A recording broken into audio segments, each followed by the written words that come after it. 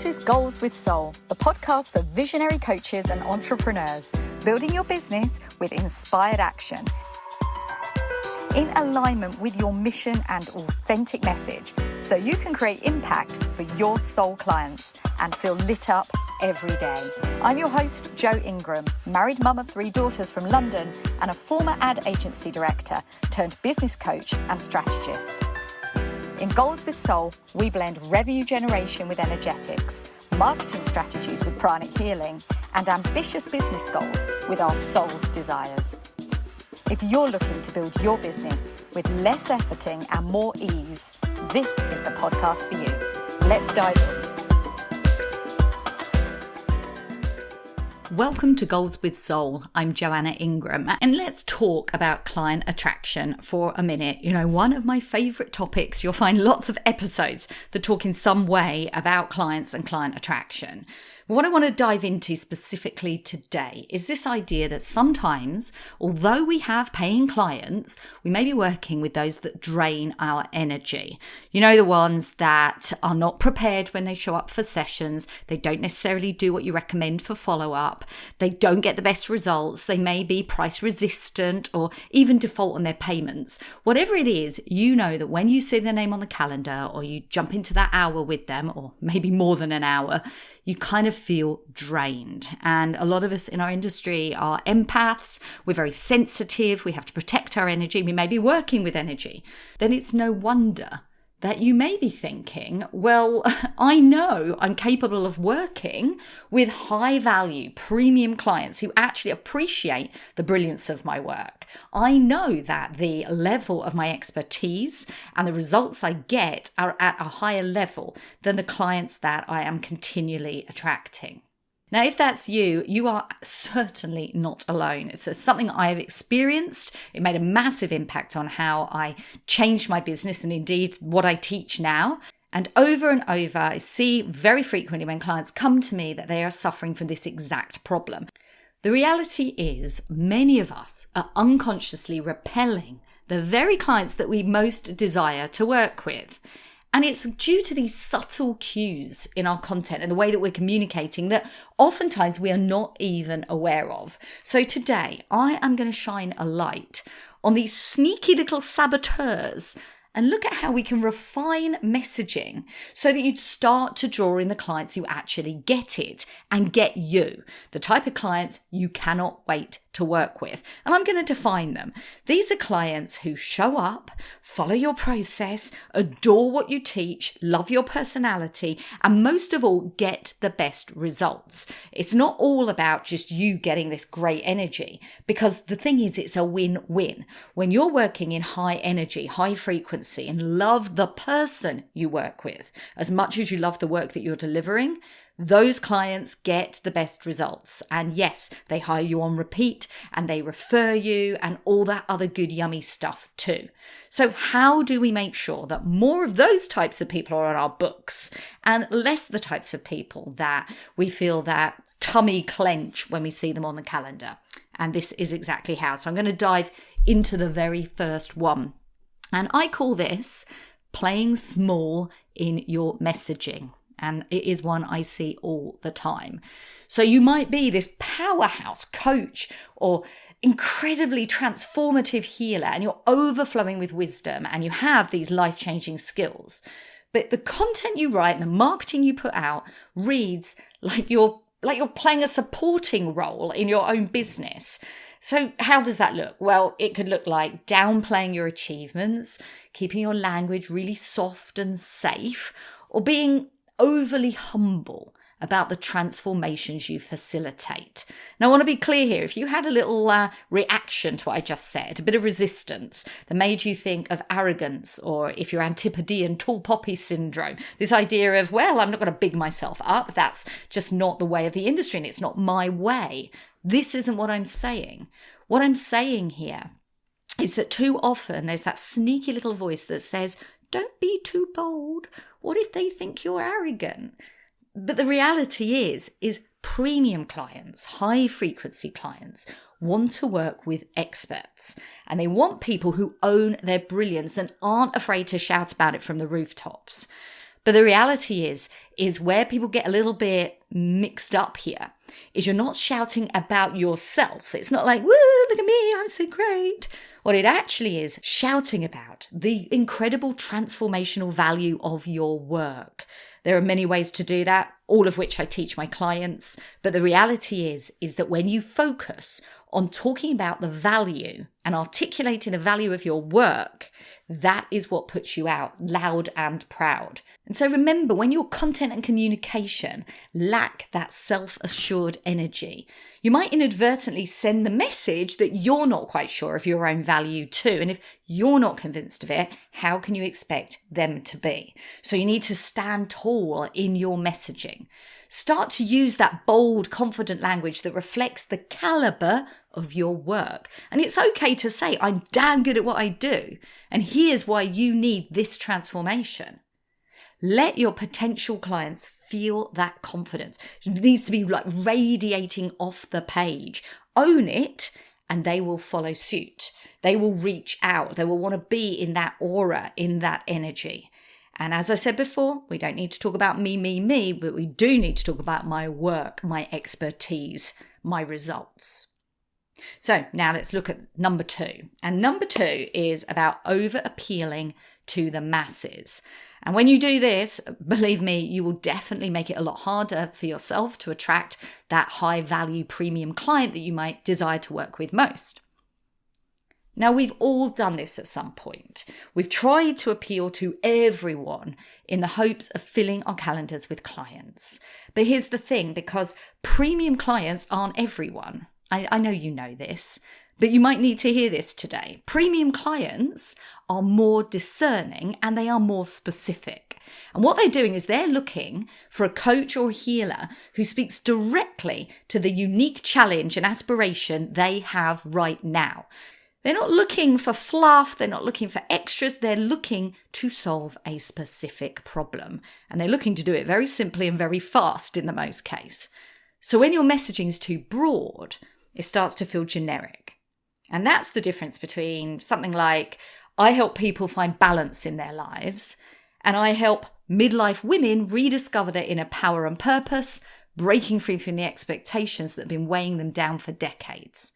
I mean, I could probably even get more specific than that, but you can already see the big leap that's been made between something really general and something that's getting a hell of a lot more specific about who you work with, what exactly you do, and the results they can expect to see. You see how that second version speaks more to the soul.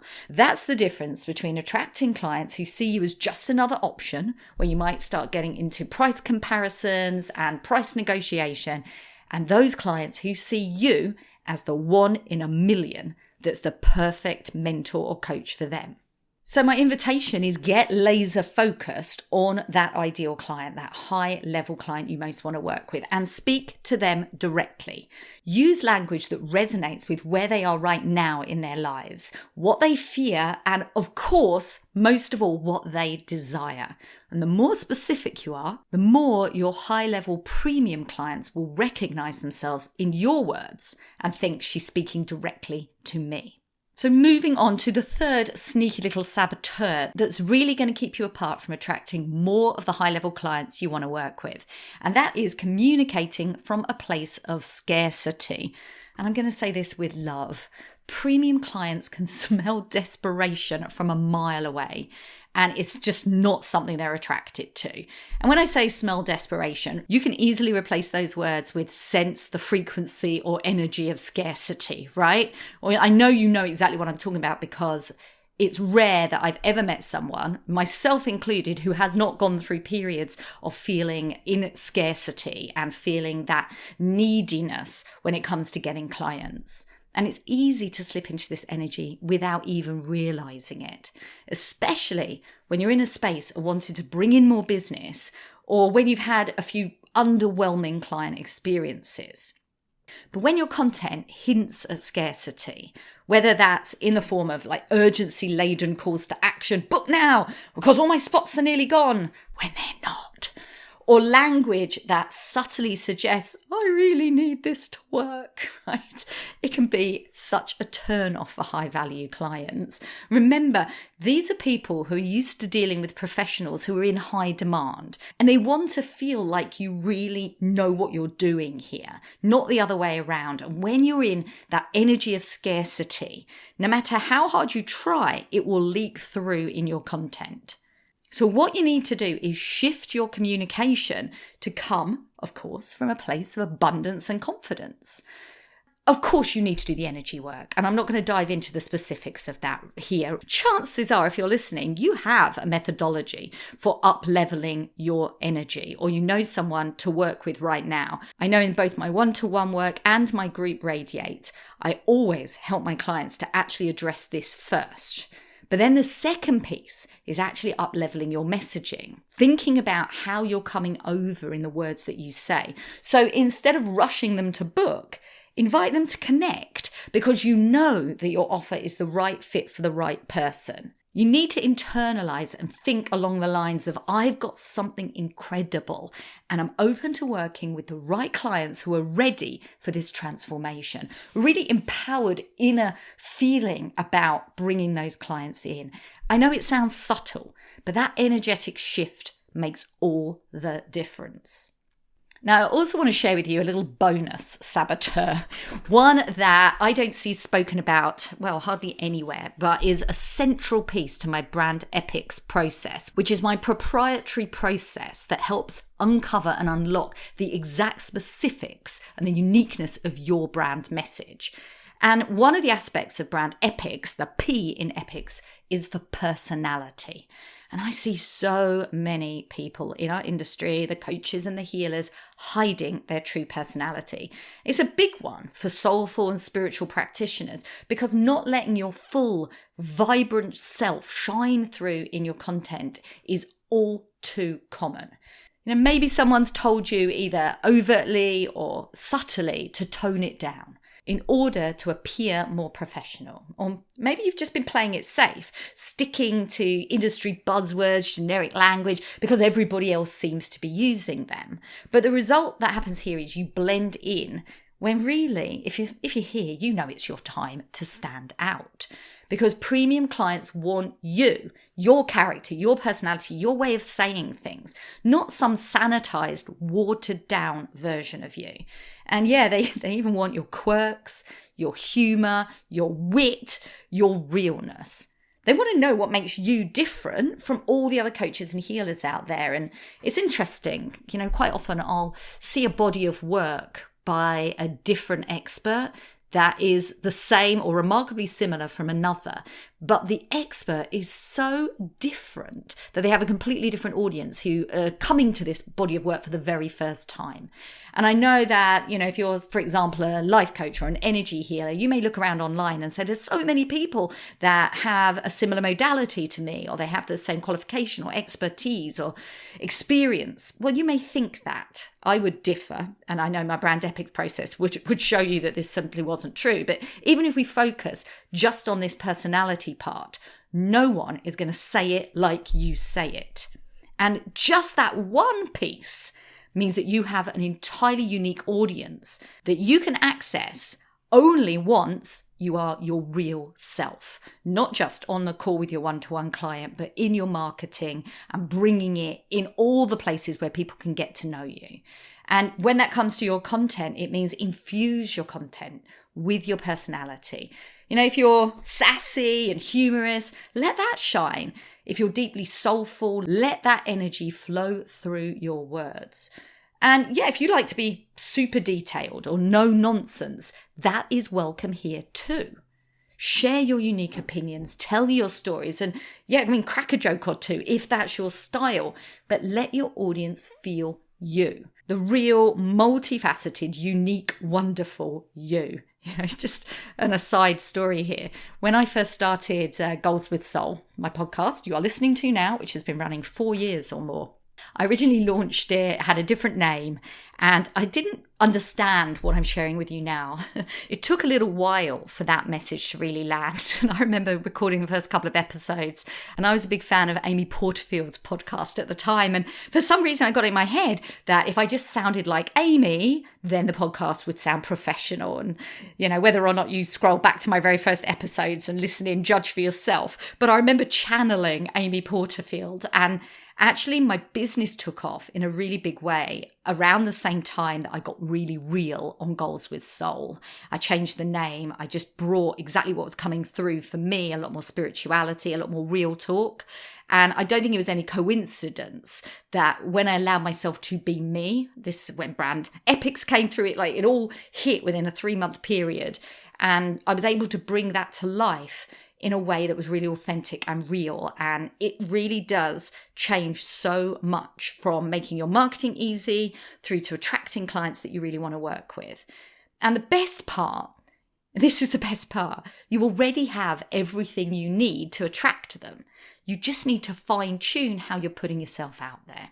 So if you've caught yourself slipping into any of these subtle patterns and you're not sure how to shift them, or simply want to do it faster with expert support, which is the reality for many of my clients, I invite you to explore working with me to shift your messaging, to better align with those clients that you want to work with, those ones who light you up, they value your expertise, and they make the journey just as fulfilling for you as it is for them. If you're curious about what this might look like for you and your business, simply jump into the show notes, book yourself a client alignment call with me, a completely complimentary opportunity to have my eyes on your messaging and see whether we would be a good fit in the future for me to support you with that expansion.